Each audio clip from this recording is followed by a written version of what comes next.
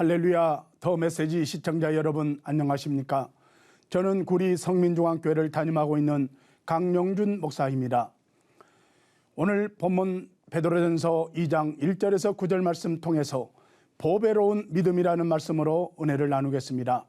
베드로는 오늘 본문에 신앙생활에는 버릴 것이 있다고 하였습니다. 1절 말씀 쉬운 번역에 보면 그러므로 여러분은 모든 악과 거짓을 버리십시오. 위선자가 되지 말고 시기하며 험담하는 자가 되지 마십시오.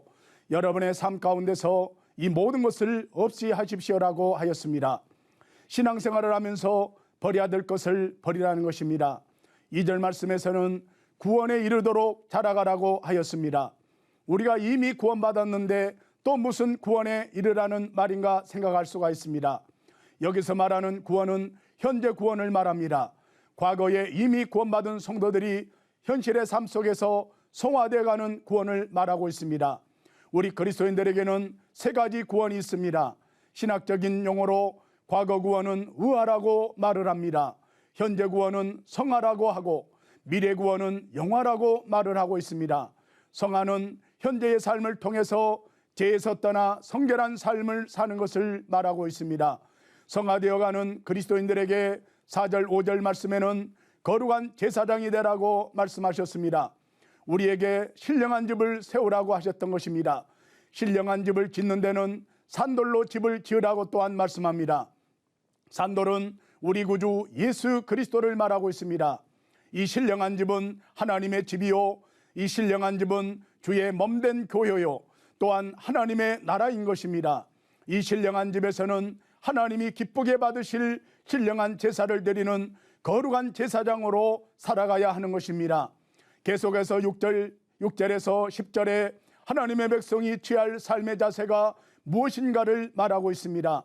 6절에서는 믿어야 된다고 강조하고 있습니다. 예수 그리스도를 믿는 자는 부끄러움을 당하지 않게 된다는 것입니다. 7절 말씀에도 믿는 너에게는 보배가 된다고 말하고 있습니다.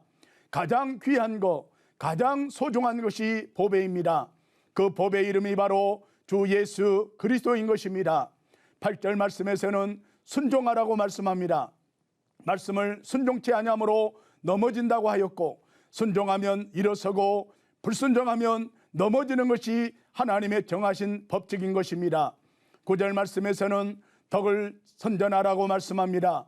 오늘 우리가 죄 가운데서 불러내어 구원하시고 어두운 죄악길에서 불러내어 밝은 세계로, 주님의 세계로 인도하신 것은 그 일을 행하신 예수 그리스도를 선전하게 하려 함이라고 말씀하고 있는 것입니다.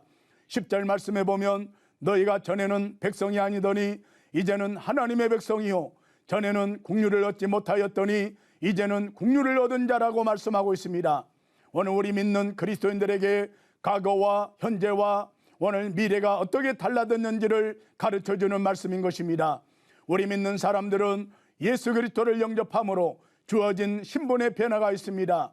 신분의 변화는 하나님의 자녀라는 신분의 변화인 것입니다. 오늘 이처럼 신분의 변화는 눈에 보이지 않는 신령한 변화이며 근본적인 변화인 것입니다.